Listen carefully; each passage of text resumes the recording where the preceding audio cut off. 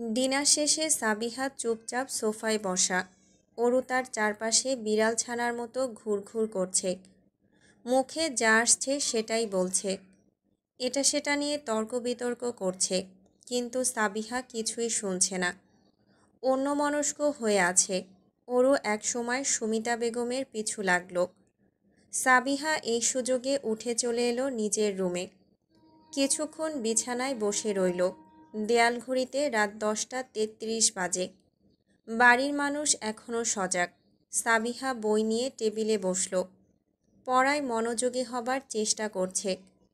আধ ঘন্টা খানেক পরেও মনোযোগ হারিয়ে ফেলছে। বই বন্ধ করে বেলকনিতে দাঁড়ালো। ঠান্ডা বাতাস বইছে, আকাশ ডাকছে। বৃষ্টি আসবে মনে হয়। অন্ধকার মেঘাচ্ছন্ন আকাশের পানে বিষণ্ণ চোখ মুখ নিয়ে তাকিয়ে রইল। এক অসহায় যন্ত্রণা বুকে তোলপাড় সৃষ্টি করেছে। খেয়াল করল বাড়ির লাইট সোর্স অফ হয়ে গিয়েছে। তার মানে সবাই নিজেদের রুমে চলে গিয়েছে।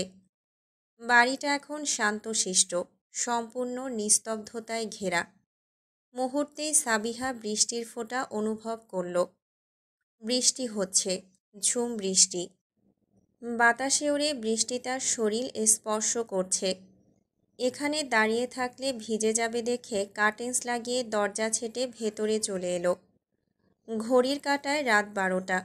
বৃষ্টির মধ্যে তো অয়ন আসবে না, সাবিহাকেও যেতে হবে না। মনে মনে নিজেকে মানিয়ে ঘুমানোর জন্য তৈরি হচ্ছিল। তবুও মন আকুপাকু করছে। এই ঝুম বৃষ্টিতে অয়ন আসবে নাকি? না, আসবে না। অয়ন একদম আসবে না।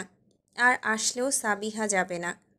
মন মানসিকতা শক্ত করে শুয়ে পড়ল। বিছানায় এদিক সেদিক ঘুরেও ঘুমাতে পারছে না।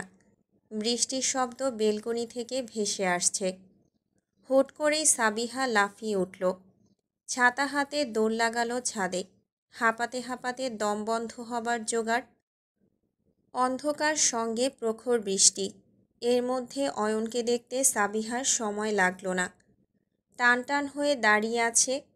ছেলেটা এত তেজি, এই ঠান্ডা বাতাসের মধ্যে বৃষ্টিতে দাঁড়িয়ে থাকার কোনো মানে হয়?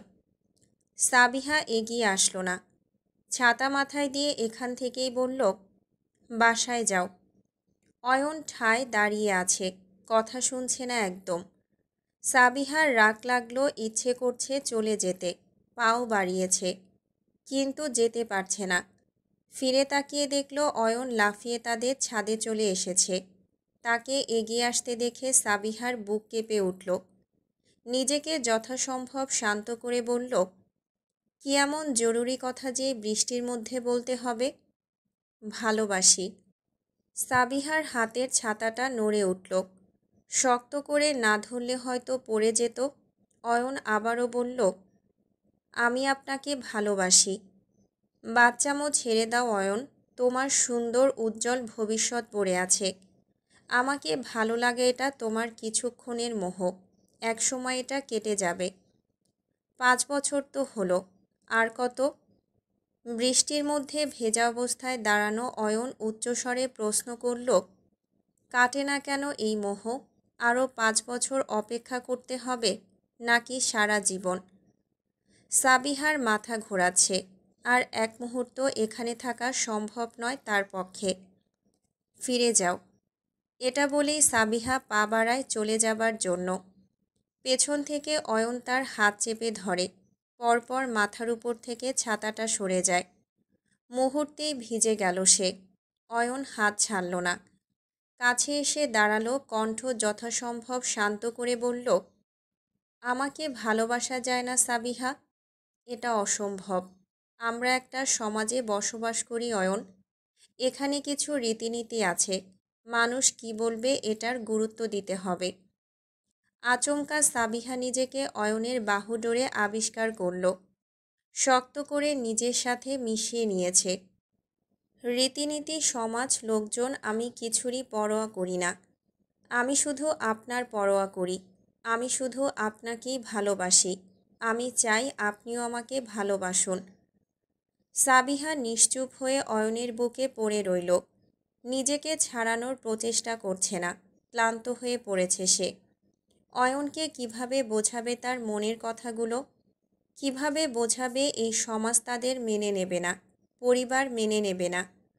সাবিহা অস্পষ্ট স্বরে বলল, কেউ মেনে নেবে না।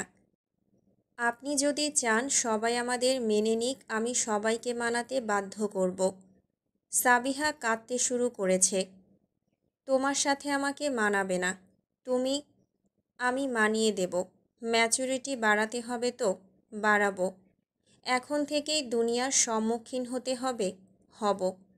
আপনার দায়ভার নেওয়ার জন্য কাজ করতে হবে তো আমি কাজ করতে শুরু করব সাবিহা। আপনি শুধু আমাকে ভালোবাসার চেষ্টা করুন, আমার অপেক্ষা করুন, আমাকে কিছু বছর সময় দিন। সাবিহা কেমন গলে গেল, চোখ জোড়া বন্ধ করে অয়নের মিষ্টি কথাবার্তা শুনতে লাগলো।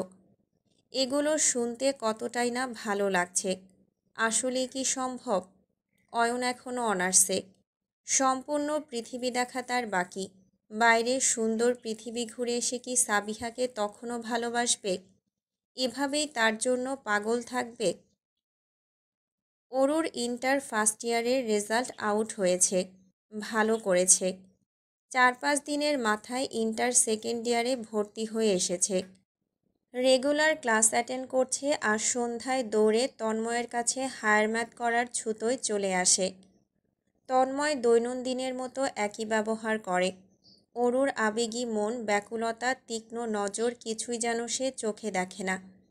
কিন্তু দিন যাচ্ছে আর অরুর অস্থিরতার মাত্রা বেড়েই চলেছে। যেমন মাসখানেক আগেই হুট করে বালিশ বুকে জড়িয়ে কেঁদে কেটে টিস্যু দিয়ে ঘর ভর্তি করে ফেলেছে। এখন কান্না কেন করেছে নিজেই জানে না।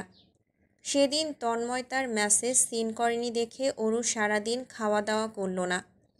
পরশু কল করেছে, তার কল রিসিভ করেনি দেখে সারাদিন চোখের কোণে জল নিয়ে পুরোটা বাড়ি ঘুরেছে। গতকাল ভাত খেতে বসে হুট করেই কেঁদে ফেলল। কাঁদতে কাঁদতে সর্দি চোখের জল দিয়ে চোখ মুখ ভরে ফেলেছে। মোস্তফা সাহেব, আনোয়ার সাহেব সকলেই চিন্তিত সুরে প্রশ্ন করেছেন, কি হইছে আম্মা? প্রতিউত্তরে অরু নাক টেনে বলেছিল, আমাকে ভালো ডাক্তার দেখাও না কেন তোমরা? আমাকে কি ভালোবাসো না? আমার সারাটা বছর ঠান্ডা লেগেই থাকে। আনোয়ার সাহেব মেয়ের মাথায় হাত বুলিয়ে বলেছিলেন, আম্মা, তুমি সারা রাত এসি ছেড়ে শুয়ে থাকো, শরীরে কাঁথাও জড়াও না, তো ঠান্ডা তো লাগবেই। তুমি চলো, আমরা এখনই ডাক্তারের কাছে যাব। বাবার আদুরে কথাবার্তায় অরুর মনটা ঠান্ডা হয়েছে ঠিকই, তবে আজকে আরেক কাণ্ড ঘটতে চলেছে। অরুর বেশ কিছু ক্লাসমেটদের বয়ফ্রেন্ড আছে এবং তাদের থেকে শুনেছে কাল ভ্যালেন্টাইন্স ডে, ভালোবাসা দিবস। এই দিন ভালোবাসার মানুষদের উৎসবের দিন। প্রেমিক প্রেমিকারা ঘুরতে যায়। ওরও যেতে চায় তন্ময়ের সাথে, কিন্তু তন্ময় সে তো প্রেমিক প্রেমিকা না। তাহলে এখন অরু চায় প্রেমিকা হতে, আর তার প্রেমিক হিসেবে তন্ময়কে চায়। দরজার ছিটকিনি আটকে সেলফোন হাতে অরু বিছানার মধ্যে বসল। সাথে এনেছে টিস্যু বক্স। যদি তন্ময় তার সাথে যেতে না চায় তাহলে অরু কাঁদবে, কেঁদে কেটে তন্ময়কে শোনাবে, শুনিয়ে রাজি করাবে। প্রথম কলে রিং বেজেছে কিন্তু ধরেনি। দ্বিতীয় কলে তন্ময় রিসিভ করেছে। অরু চুপ হয়ে রইল। ওপাশ থেকে তন্ময়ের গভীর রাতের গম্ভীর স্বর শোনা গেল, কি হয়েছে? অরু মিনমিনে সুরে বলল, আপনি কি কাল ফ্রি আছেন?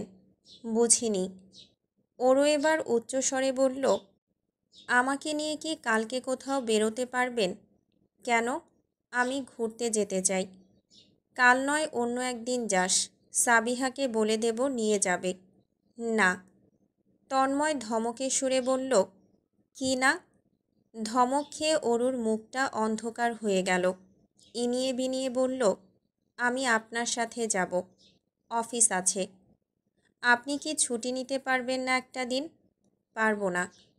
অরু নাক ফুলিয়ে চলেছে। চোখের কোণ লাল হয়ে গেছে তার, কেঁদে দেবে দেবে ভাব।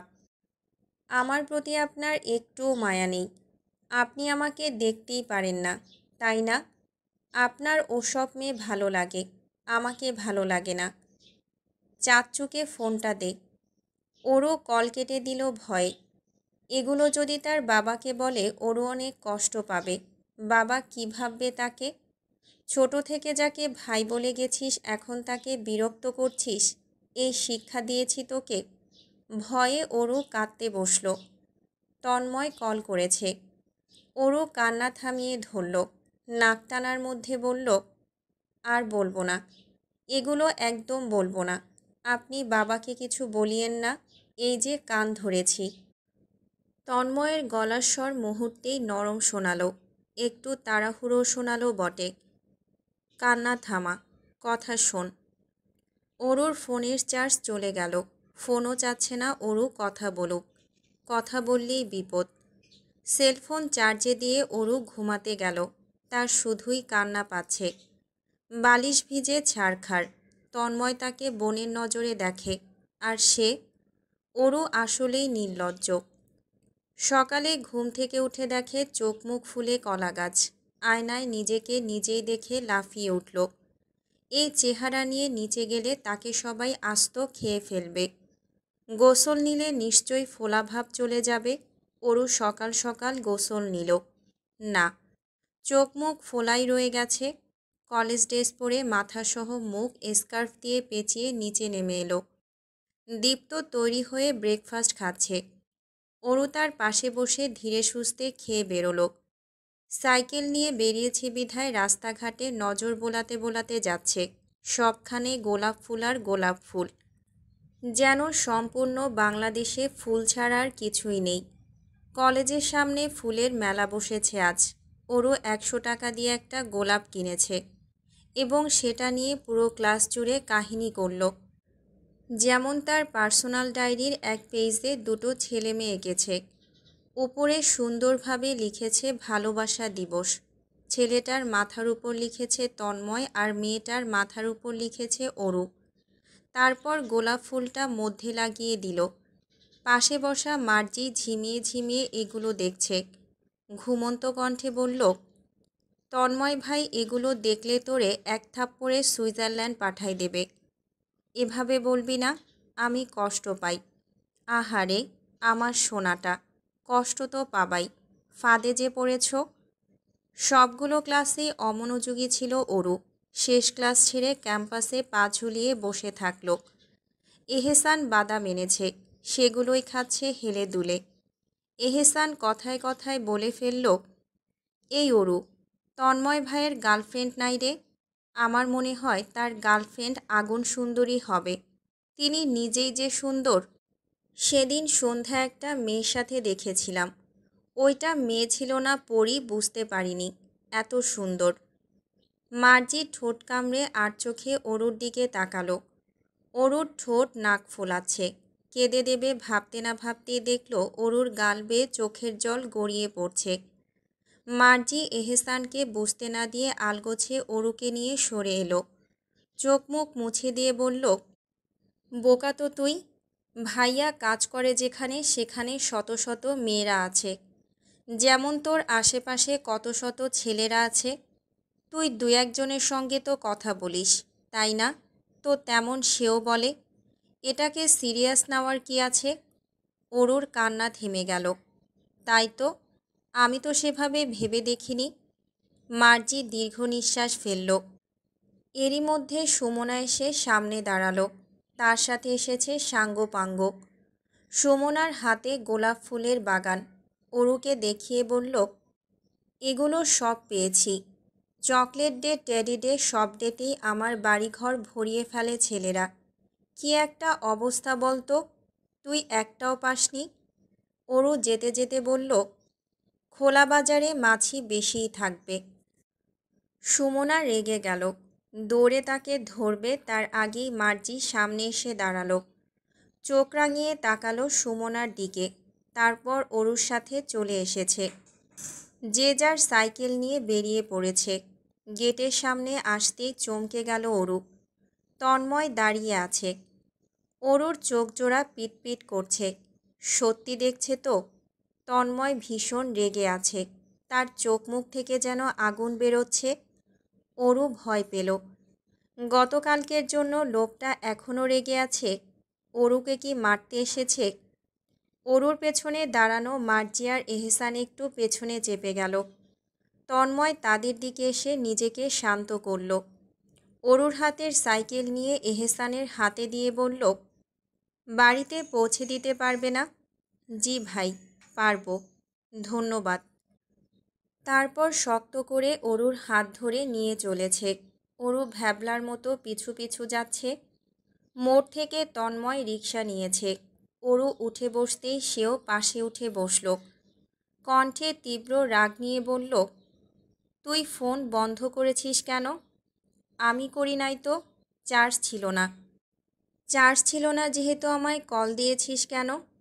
তারপর ফোন চার্জ দিয়ে কল ব্যাক করিসনি কেন? তন্ময়ের ঝাড়ি খেয়ে কেঁপে উঠেছে দৃশ্যমান রূপে। চোখ মুখ অন্ধকার করে বলল, আমি ভেবেছি আপনি কথা বলতে চাচ্ছেন না। তন্ময় অরুর মাথায় আঙুল ঠেকিয়ে বলল, এই ভাবনা কল দেবার আগে কই ছিল? কি জানি, আপনি কি বাবাকে বিচার দিতে যাচ্ছেন? হ্যাঁ, আমি তো বললাম আর বলবো না। তন্ময়ের জবাব নেই। অরু ফ্যালফ্যাল নয়নে তন্ময়ের দিকে তাকিয়ে আছে। সে চেনা পারফিউমের ঘ্রাণ। অরুর বুক কাঁপছে, শরীর জুড়ে শিহরণ বয়ে চলেছে। ইচ্ছে করছে তন্ময়ের শক্ত বড় হাতটা ধরতে, কিন্তু সাহসে কুলালো না। রিকশা থেমেছে ধানমন্ডি ৩২-এর লেকের সামনে। তন্ময় নামতেই অরুও নামল। চারপাশে তাকিয়ে হঠাৎ অরুর চোখ জোড়া জ্বলজ্বল করে উঠল। তন্ময়ের দিকে ফিরে বলল, আপনি আমাকে ঘুরতে এনেছেন? তন্ময়ের জবাব নেই, তবে আর চোখে ঠিকই অরুর হাস্যোজ্জ্বল চেহারায় কয়েকবার তাকিয়েছে। অরু তখন খুশিতে গদগদ। তন্ময়ের আর চোখে তাকানো লক্ষ্য করার সময় নেই। মান অভিমান, মন খারাপ সব কিছুই উধাও তার। একসময় অরুর কাঁধের ভারী ব্যাগটা তন্ময় নিজে হাতে নিল। মানুষের ভিড়ে অরু হারিয়ে যাচ্ছে দেখে ডান হাত নিজের হাতে নিয়ে ধরে রাখল। মধ্যবয়সী চাচা ফুলের ডালা নিয়ে বসেছে মাঝ রাস্তায়। অরু সেখানে দাঁড়িয়ে বলল, একটা কিনে দেবেন আমায়? তন্ময় একটা না বরং ১০-১২টা মিলিয়ে একটা বুকে বানিয়ে দিয়েছে। গোলাপ ফুলের বুকে হাতে নিয়ে অরু হাসতে লাগল। হাসিতে তার চোখ জোড়া ছোট ছোট হয়ে গেছে। দুজন হেঁটে পৌঁছেছে পশ্চিমের রেস্টুরেন্টের কাছে। অরুকে দুপুরের খাবার খাইয়ে সম্পূর্ণ বিকেল জুড়ে ঘুরিয়েছে তন্ময়। অরু মাঝে মধ্যে রাস্তায় থেমে এটা সেটা খাচ্ছে তো এটা ওটা কিনছে। পৃথিবীর সকল ধৈর্য যেন তন্ময়ের কাছে আছে, কিছুতেই অরুকে না বলেনি। অরু যা চাচ্ছে তাই দিচ্ছে, যা বলছে তাই করছে। বলা যায় আজকের দিনটা অরুর জীবনের সব থেকে সুন্দর দিন। আজকের তন্ময় অরুর জীবনের দেখা সব থেকে সুন্দর তন্ময়। রাতের ২টো বাজছে। তন্ময়কে শাহজাহান বাড়িতে দেখে কিংকর্তব্য বিমূঢ় উপস্থিত সকলেই। তাকে দেখে সবাই খুশি হবে নাকি চিন্তা করবে বুঝে উঠতে পারছে না। মোস্তফা সাহেব ড্রয়িং রুমের চেঁচামেচি শুনে বেরিয়ে এলেন। সাথে দৌড়ে এসেছে অরুও। দীপ্তর তন্ময় ভাইয়া চেঁচানো শুনে অরুর ঘুম ভেঙে গিয়েছে। সে আপাতত ঘুম ঘুম চোখ নিয়ে ফ্যালফ্যাল করে তাকিয়ে আছে তন্ময়ের দিকে।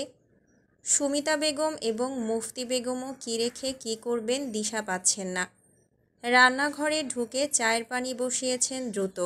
তন্ময় এসেই হাতের সব ডকুমেন্টস পেপার টি টেবিলে ছুঁড়ে মারল। মোস্তফা সাহেব তখন টি টেবিলের সামনেই। এসব ডকুমেন্টস দেখে তিনি কিছুটা আন্দাজ করতে পেরেছেন ছেলে তার নিশ্চয়ই কোম্পানির আপ ডাউন সম্পর্কে জেনেছে। শান্ত ভঙ্গিতে সোফায় বসলেন মোস্তফা সাহেব। ছেলের চোখে চোখ না রেখে বললেন, বিজনেস নদীতে ভেসে যাক, তাতে তোমার কি? তোমার তো কিছু না।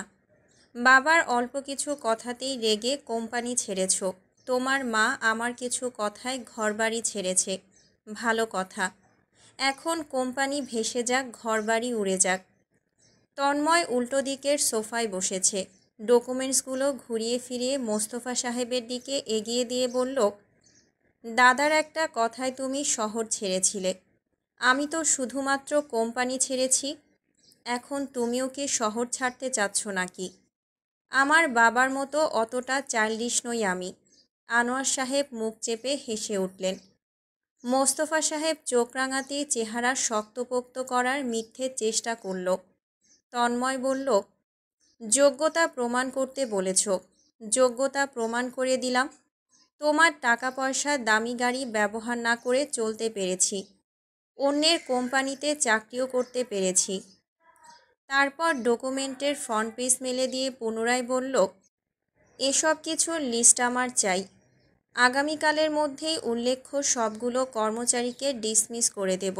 একটা ইম্পর্ট্যান্ট মিটিং বসাবে। বাকি কথা আমি কালই বলবো। শুভরাত্রি।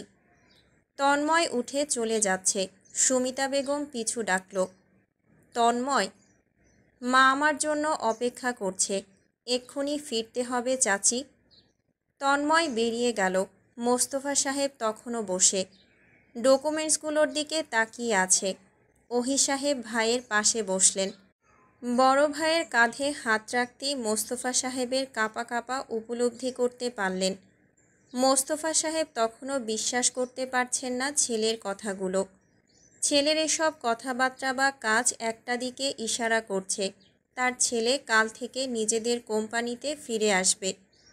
ওহি সাহেব হাসি মুখে বললেন, আমি ফ্ল্যাটের লোকেশন দিয়ে তন্ময়ের ম্যানেজারকে বলে দিচ্ছি গাড়ির চাবি নিয়ে সকালেই পৌঁছে যেতে।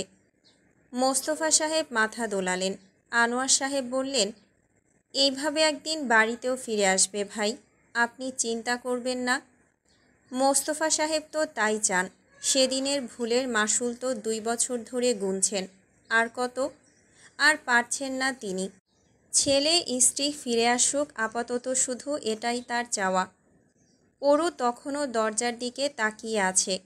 ভ্যালেন্টাইন্সের সুন্দরতম তার তন্ময় বেশি দিন টিকল না। আহারে, কয়েকদিন আগে আবেগে আপ্লুত হয়ে কল দিয়েছিল বলে খুব বড়সড় ধমক খেয়েছে তন্ময়ের থেকে। ধমকে ধমকে অরুকে শেষ করে দিয়েছিল।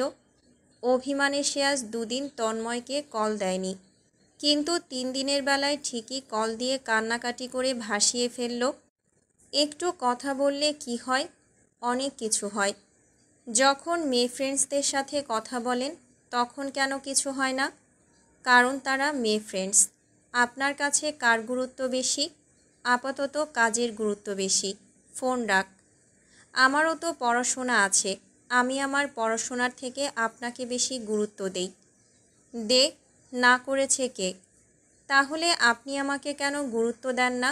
আমি একাই কেন আপনার এত গুরুত্ব দেই? আপনাকে নিয়ে কেন এত ভাবি? আপনি আমাকে একটুও পছন্দ করেন না, আমাকে নিয়ে একটুও ভাবেন না। অরু নিজের কান্নার শব্দে তন্ময়ের মিষ্টি হাসির শব্দ মিস করে গেল। সে শুধু শুনল, ফোন রাখ। তন্ময় যেন অরুর কান্নাকাটি শোনে না, তেমন ভঙ্গিতে কল কেটে দিল। তারপর মাসখানেকের মধ্যে কলেজ প্রোগ্রাম শুরু হয় অরুর। প্রোগ্রাম শেষ করেই ইন্টার সেকেন্ড ইয়ারের টেস্ট শুরু হয়ে গিয়েছে। পড়াশোনার চিন্তাভাবনা মাথায় গেঁথে আছে দেখে তন্ময়ের চিন্তাভাবনা নিতে পারছে না। তাই ডিসিশন নিয়েছে কিছুদিন তন্ময়কে কল মেসেজ করে বিরক্ত করবে না। এমনিতেও সে খেতে নিলে বা পড়াশোনায় ডুবলে পৃথিবীর সব কিছু ভুলে যায়, এমনকি তন্ময়কেও। কাল অরুর হায়ার ম্যাথ এক্সাম। সন্ধ্যায় বই খাতা নিয়ে দৌড় লাগিয়েছে তন্ময়ের বাসায়। কলিং বেল বাজিয়ে দাঁড়িয়ে আছে। জবেদা বেগম দরজা খুলে দেবে, কিন্তু তার সামনে স্বয়ং তন্ময় দাঁড়িয়ে। তন্ময়কে দেখে অরু অবাক হলো বটে, কিন্তু তার অবাক হওয়ার সময় নেই। সে তন্ময়কে সরিয়ে গটগট করে ঢুকে গেল ভেতরে। টেবিলে বই খাতা বিছিয়ে বসে পড়ল। যেসব ম্যাথ সে বুঝতে পারছে না খোলাখুলি তুলে ধরল তন্ময়ের সামনে। কিন্তু তন্ময়ের কোনো জবাব নেই। জবাব নেই কেন? অরু চিন্তিতভাবে মাথা ঘুরিয়ে তাকালো। তন্ময় বুকে 2 হাত পেঁচিয়ে দরজায় হেলান দিয়ে দাঁড়িয়ে আছে। অরু ডাকল, ভাইয়া। তন্ময়ের কাটা ঘায়ে যেন নুনের ছিটে লাগলো। ছ্যাঁত করে উঠে অরুকে চোখ রাঙিয়ে হনহনিয়ে চলে গেল। আশ্চর্য! অরু বই হাতে তার পিছু ছুটছে। দ্রুত ছুটতে গিয়ে পিছলে পড়তে নিয়ে পেছন থেকে তন্ময়ের টি শার্ট টেনে ধরল। ছিঁড়ে যাবার মতো শব্দ হলো মুহূর্তেই। অরু দ্রুত ছেড়ে দিল টি শার্টটা। বোকার মতো চোখে মুখে আতঙ্কের ছাপ নিয়ে দাঁড়িয়ে রইল। ছেঁড়া টি শার্ট পরিহিত তন্ময় অরুর সামনে এসে দাঁড়িয়েছে। মুখের সামনে ঝুঁকে প্রশ্ন করল, আমাকে কি ফ্রি পেয়েছিস? না তো। যখন তখন আমার কাপড় চোপড় ছিঁড়ে ফেলিস, ভিজিয়ে দিস, এখানে সেখানে ধরিস। সেম টু সেম আমি করলে কেমন হবে? শোধবোধ হবে? আমি কি পানি নিয়ে আসব? তন্ময় দীর্ঘ নিঃশ্বাস ফেলে চলে গেল। অরু আশেপাশে নজর বুলিয়ে খেয়াল করল জবেদা বেগম কোথাও নেই। অরু উচ্চস্বরে ডাকতে লাগল, বড় মা, ও বড় মা। জবাব না পেয়ে অরু ভয় পেয়ে বলল, বড় মা কোথায়? দেখছি না কেন? বাইরে গেছে বুঝি? তন্ময়ের কোনো জবাব নেই। অরুর একটু খটকা লাগল।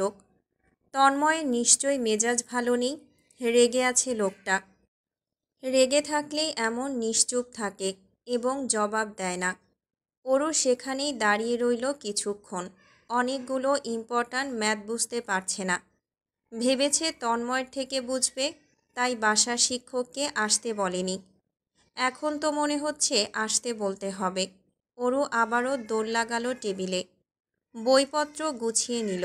সে এখন বাড়িতে গিয়ে চাচ্চুকে বলবে তার হোম টিচারকে এক্ষুনি আসতে বলতে।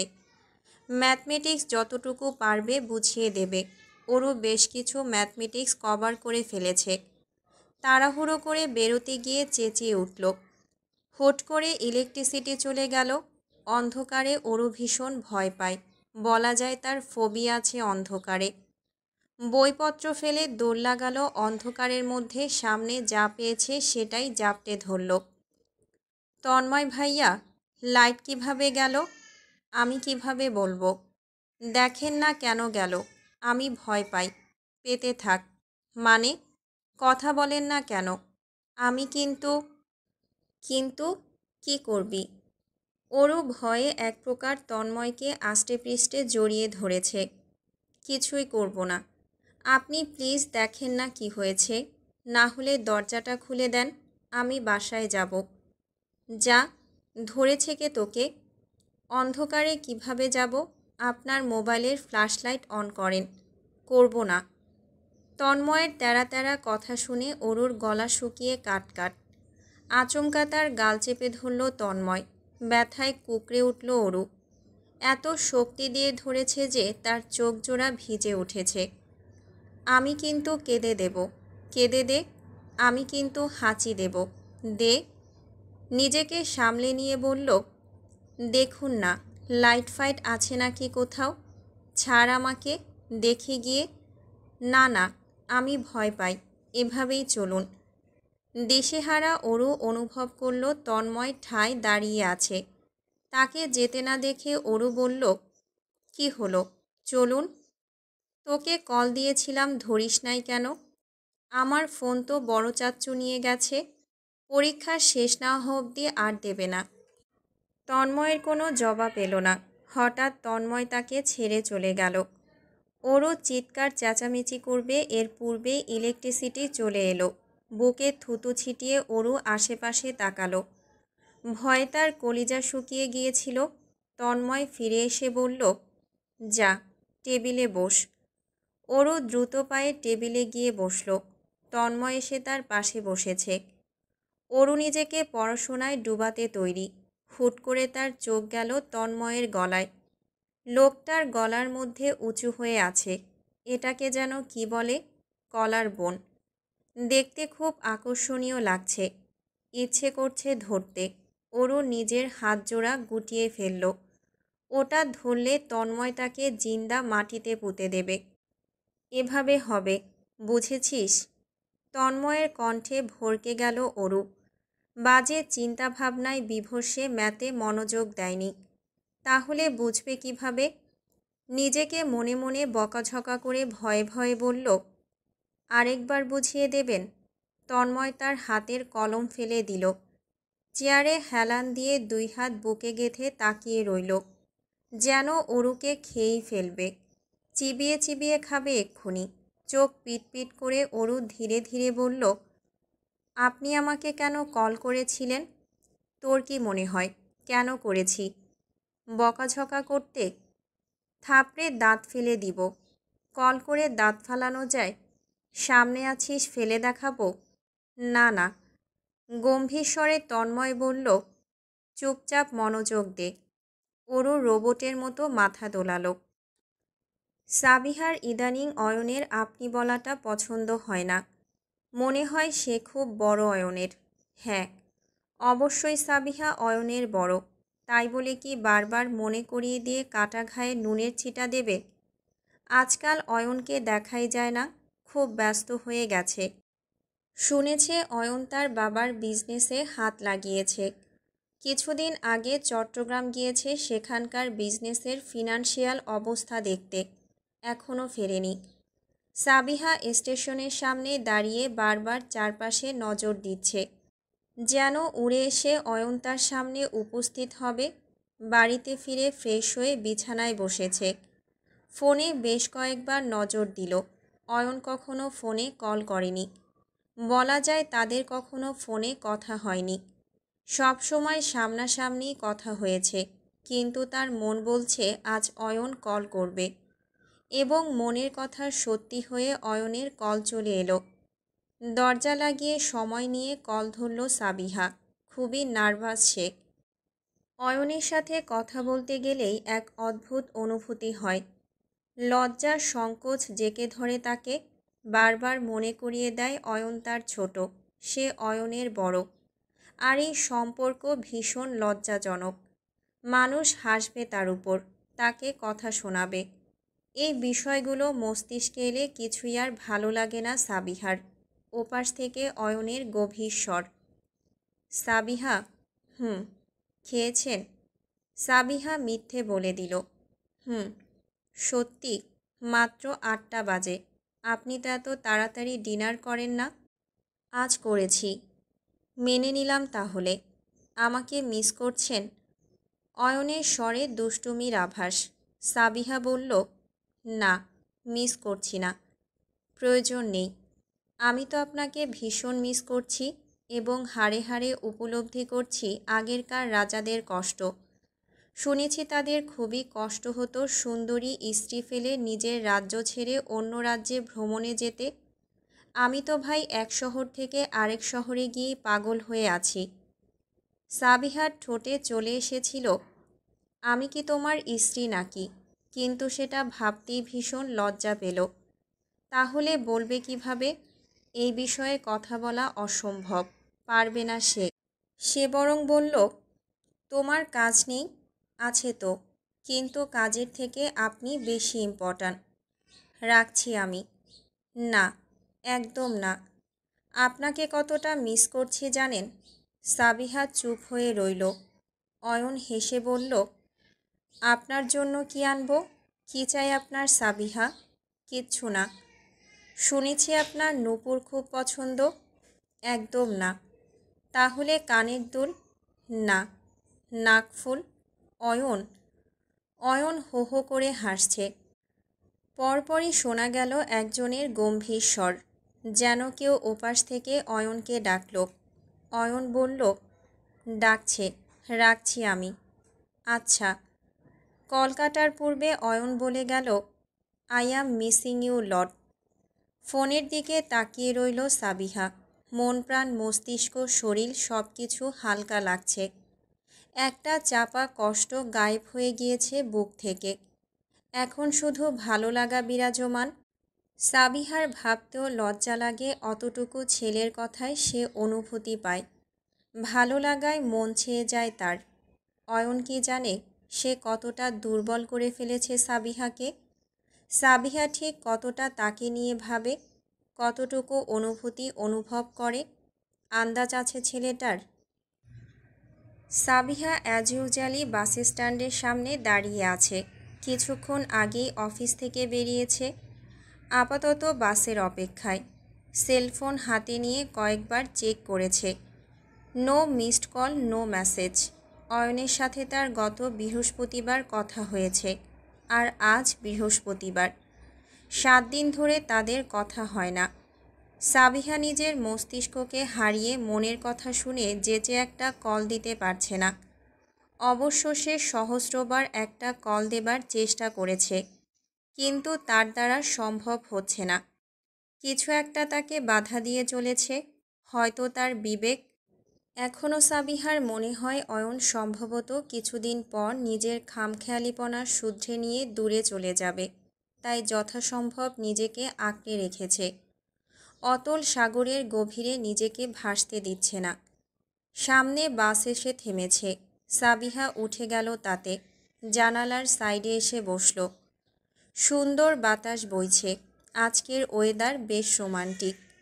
কানে ইয়ারফোন গুঁজে দিয়ে আনমনে তাকিয়ে রইল। বাস চলছে, বাতাস বইছে। বাসে চড়তে সাবিহার সর্বদাই ভালো লাগে। ভালো লাগার বিশেষ কারণ জানালার পাশের সিট এবং দুর্দান্ত বাতাস অনুভব করা। হুট করেই চোখ গেল নিচে। বাসের পাশ দিয়ে একটা বাইক যাচ্ছে। বাইকটা একদম তার দিকটাই ফলো আপ করছে। এক পর্যায়ে হেলমেটের মুখের সামনের কাঁচটা সরিয়ে মুখ তুলে তাকালো অয়ন। হাতের ইশারায় সাবিহাকে নামতে বলছে। সাবিহা কানের ইয়ারফোন খুলে ব্যাককেলের মতো তাকিয়েই রইল। অয়ন এবার শব্দ করে চেঁচিয়ে বলল, নেমে আসুন। সাবিহা দ্রুত উঠে দাঁড়ালো। হেলপারকে বলল সে এখানেই নেমে যাবে, বাস থামাতে। বাস থামতেই নেমে আসলো। অয়নও নিজের বাইক সাইড করে থামিয়েছে। সাবিহা এগিয়ে আসতেই অয়ন বলল, এতটা তাড়াহুড়ো করে এসেও আপনাকে বাস স্ট্যান্ডের সামনে পেলাম না। আপনার বাসটা ধরতে কতটা পরিশ্রম করেছি জানেন? হেলমেট খুলে অয়ন বাইক থেকে নেমে এলো। সাবিহা বেশ কয়েকবার তাকিয়েছে অয়নের পানে। এক সপ্তাহ না দেখেই তার মনে হচ্ছে অয়নকে সে বছর ধরে দেখেনি। চোখের সামনে অয়নকে হেসে দাঁড়িয়ে থাকতে দেখে সাবিহার মনে হলো সে সপ্তাহখানিক ধরে এই দৃশ্যটা দেখার জন্য অপেক্ষায় ছিল, ঠিক অয়নের অপেক্ষায় ছিল। অয়ন দুষ্টু হাসি এঁকে বলল, আমাকে দেখে ইমোশনাল হয়ে পড়লেন নাকি সাবিহা? কান্না পাচ্ছে? আপনি কান্না করতে চাইলে কিন্তু করতে পারেন। আমার কাঁধ বুক সব আপনার জন্য ফ্রি। আপনি ইউজ করলে মাইন্ড করব না। আমার কাছে আবার রুমালও আছে, চোখের পানি মুছিয়ে দিতে পারবো। সাবিহা জবাব দিল না, তবে তার ঠোঁট জুড়ে হাসি বিচরণ করছে। অনুভূতির সাথে একটা অদ্ভুত ইচ্ছে জেগেছে মনে, অয়নকে জড়িয়ে ধরার ইচ্ছে। সেদিনের বৃষ্টির রাতের মতো সাবিহার চোখে এখনও স্পষ্ট ভেসে ওঠে সেদিনের দৃশ্য। অয়নের শান্ত কথাগুলো, তাকে আগলে ধরে রাখা, মাথায় ধীরে ছুঁয়ে চলা। সাবিহা চায় অয়ন তাকে আরেকটিবার ওভাবেই জড়িয়ে ধরুক। হুট করে অয়ন সাবিহার গালে স্পর্শ করল।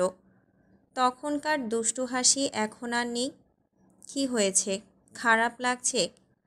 সাবিহাকে মাথা দোলাতে দেখে চিন্তিত সুরে অয়ন বলল, কোথায়? মাথা ঘুরছে? দুপুরে খেয়েছিলেন? সাবিহার মনে পড়ল সে আজ লাঞ্চ করেনি। সকালের পর থেকে এখনও কিছুই খায়নি।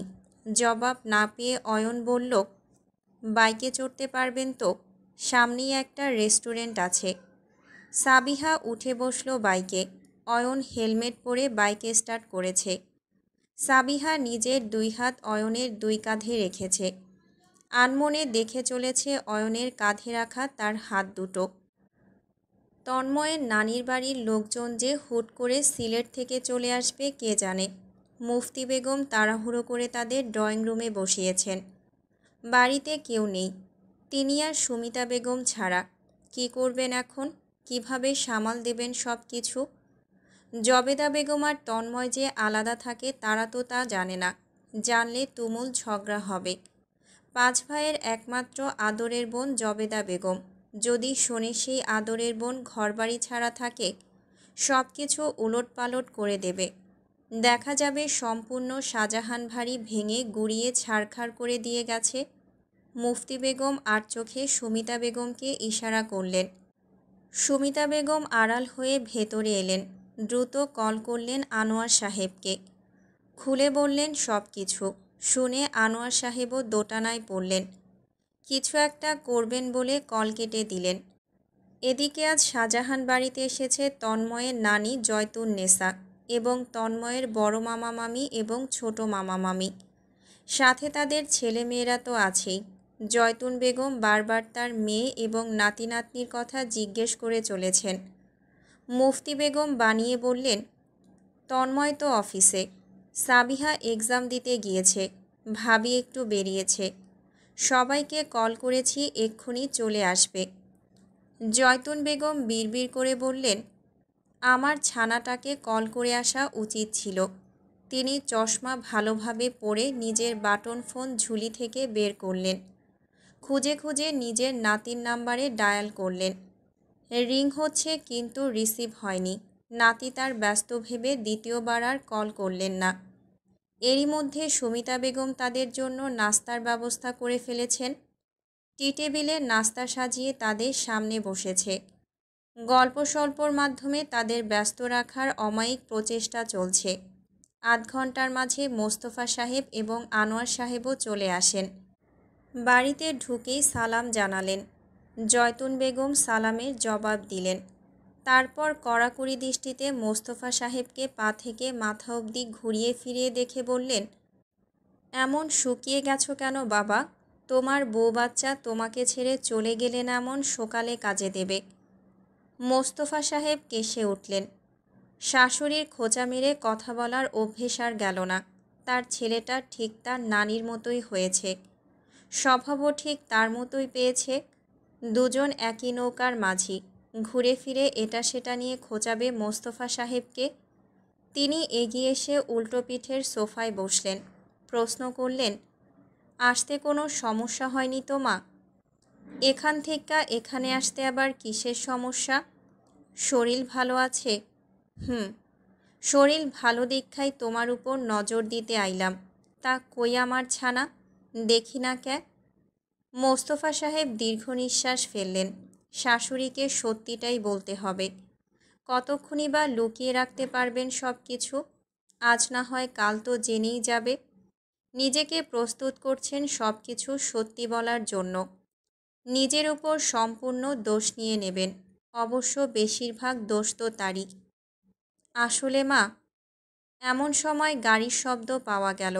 পরপরই তন্ময় দ্রুত পায়ে বাড়ির ভেতরে ঢুকছে। আশ্চর্যজনকভাবে পেছনে জবেদা বেগম। তাদের দেখে চমকে সম্পূর্ণ শাহজাহান পরিবার। মুফতি বেগমের নয়নজোড়া ছলছল করছে। দৌড়ে ভাবিকে ধরতে যাবে পূর্বেই সুমিতা বেগমের টান অনুভব করলেন। নিজেকে সামলে পরপরই আলগোছে রান্নাঘরের দিকে ছুটলেন। এখানে থাকলে তিনি সব কিছু নিজের আচার আচরণেই বুঝিয়ে দেবেন। এদিকে মোস্তফা সাহেব ফ্যালফ্যাল করে তাকাচ্ছেন নিজের স্ত্রীর দিকে, তারপর ছেলের দিকে। তন্ময় আপাতত জয়তুন বেগমের কোলে মাথা রেখে আছে। জয়তুন বেগমের চিন্তিত ভ্রুজোড়া শান্ত হয়ে গেল। মনের খটকাগুলো নিমিষেই মিশে গিয়েছে। নাতির মাথায় হাত বুলিয়ে বললেন, এমন শুকায় গেলি কামতে? তুমি আসছো না, এমন মোটা তাজা করে দিয়ে যাবা? তার বলতে। তন্ময়ের মামা আফরিন সাহেব পাশেই বসা, গ্লাসে চুমুক দিতে দিতে বললেন, মা বেড়াতে এসেছেন কিছুদিনের জন্য। তিনি মেয়ের জামাই নাতি নাতনিদের মিস করছিলেন। নিয়ে আসলাম শত ব্যস্ততার মধ্যেও, কিন্তু এখন আমাদের ফিরতে হবে।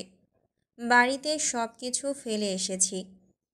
মোস্তফা সাহেব তাদের থাকার জন্য বলেছেন অনেকবার, কিন্তু থাকতে পারবেন না জানালেন। কাজকর্ম পড়ে আছে বাড়িতে, সেখানে তাদের প্রয়োজন। অগত্যা মোস্তফা সাহেব এবং তন্ময় বেরিয়ে এসে তাদের গাড়িতে উঠিয়ে দিয়েছে। গাড়ি চোখের সামনে থেকে যেতেই তন্ময়ের দিকে ফিরলেন মোস্তফা সাহেব। কিছু বলতে চান কিন্তু বলে উঠতে পারছেন না। আসলেই তার প্রত্যাশার বাইরে সব কিছু ঘটেছে। কল্পনাও করতে পারেননি তন্ময় আর জবেদা বেগম এভাবে চলে আসবে।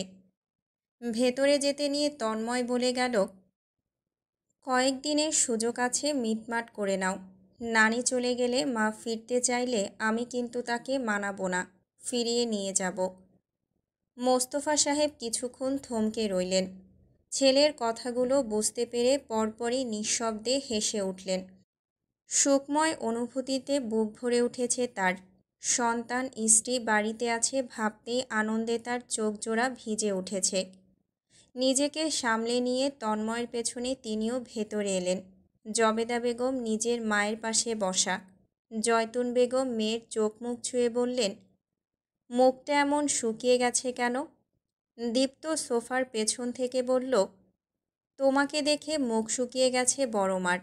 হাসির ছড়াছড়ি পড়ে গেল ড্রয়িং রুমে। ওরও মাত্রই নিজের রুম থেকে বেরিয়েছে। সে ঘুমিয়েছিল কলেজ থেকে ফিরে, তাই ড্রয়িং রুমের হাসাহাসির কারণ জানে না। উকিঝুঁকি মেরে তন্ময়কে দেখে স্তব্ধ হয়ে গেল। তারপর তার চোখ গেল সোফায় বসে থাকা জবেদা বেগমের উপর। তারপর গেল জয়তুন্নেসার উপর। আলাপ আলোচনায় ব্যস্ত তারা। ওরও নিজের দিকে তাকালো। চুল এলোমেলো, কাপড় চোপড় কুঁকড়ে আছে। সে তাড়াতাড়ি ওয়াশরুমে ছুটেছে। ফ্রেশ হয়ে আসতে আসতে দেখল ড্রয়িং রুমে কেউই নেই। রান্নাঘরে গিয়ে প্রথমে সুমিতা বেগমকে প্রশ্ন করল, কি হয়েছে মা? সুমিতা বেগম সব কিছু খুলে বললেন। বলতে বলতে তিনি রাতের রান্না বসিয়ে দিয়েছেন। কিছুক্ষণ আগেই ওহি সাহেব বাজারে গিয়েছেন। জয়তুন বেগমের পছন্দের সব কিছু রান্না হবে আজ, আর রান্না অবশ্যই জবেদা বেগম করবেন।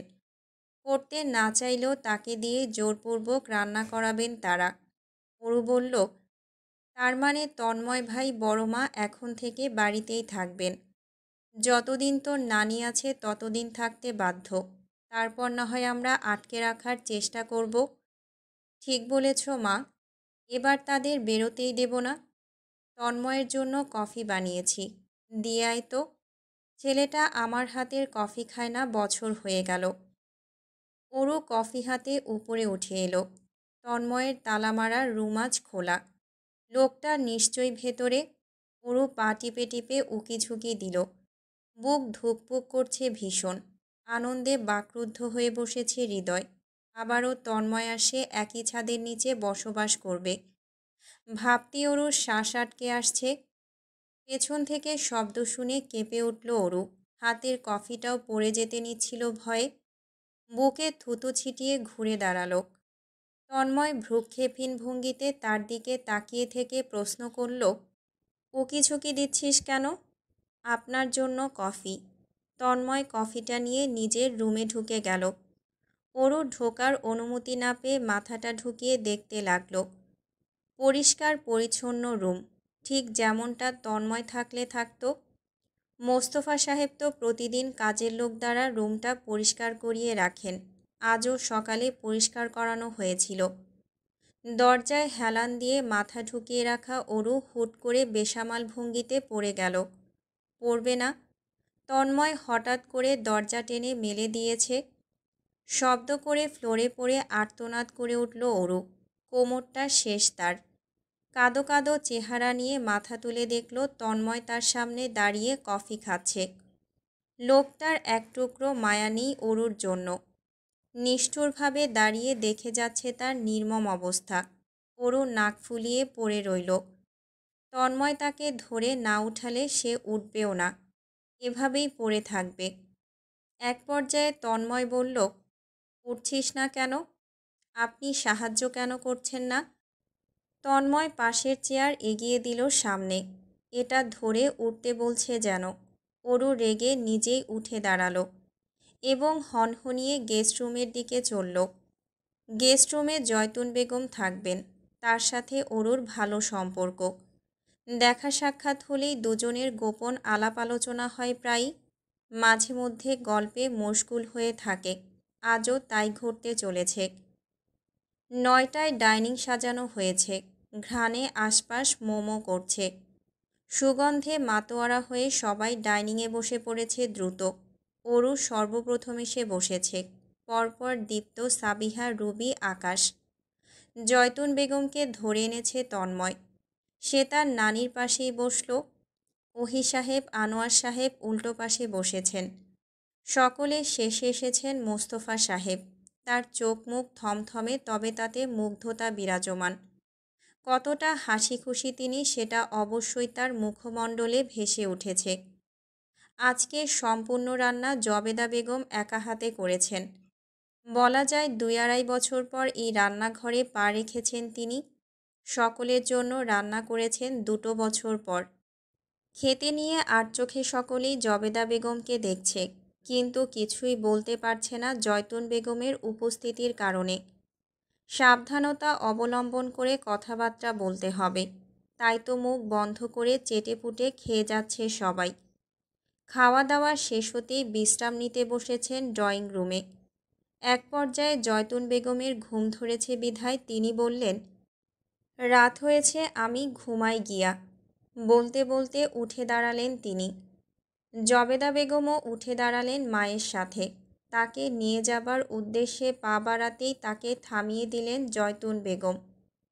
জামাইয়ের শরীর ভালো দেখাইতেছে না, দেখ কিছু লাগবো নি। তারপর তিনি নিজেই একা যেতে পা বাড়িয়েছেন। অরু দৌড়ে জয়তুন বেগমের কাঁধ ধরে তাকে যেতে সাহায্য করছে। এখন জবেদা বেগমকে তো নিজেদের রুমেই যেতে হবে, কিন্তু তিনি যেতে চাচ্ছেন না। সোফায় বসে আছেন চুপচাপ। মোস্তফা সাহেবও তাকে তাড়া দিচ্ছেন না বা রুমে আসতেও বলছেন না। এদিকে তাদের দুজনকে একা রেখে সবাই সবার মতো নিজেদের রুমে চলে এসেছে ঘুমাতে। তন্ময় মাত্রই নিজের রুমের দরজা লাগাতে নিচ্ছিল, পূর্বেই অরু দৌড়ে ঢুকে গেল বইপত্র নিয়ে। আজ সে বইপত্রের ছুতোয় তন্ময়ের সাথেই থাকবে, একদম যাবে না। না না। তন্ময় বিরক্তির হাবভাব নিয়ে বলল, এসব কি হচ্ছে? আমাকে একটুখানি পড়াবেন? মনের দিক দিয়ে অরুর কথার মানেটা দাঁড়ায়, আমাকে একটুখানি আপনাকে দেখতে দেবেন? তন্ময় গম্ভীর মুখে বলল, কাল সন্ধ্যায় পড়তে আসবি, এখন নিজের রুমে যা। একটুখানি? বলতে বলতে অরু তন্ময়ের নরম বিছানায় লাফিয়ে বসল। পরপর অনুভব করল সে কিছুর উপর বসেছে। উঠে দাঁড়িয়ে সেটি হাতে নিল এবং এটা কি চিনতে অরুর বিন্দুমাত্র সময় লাগল না।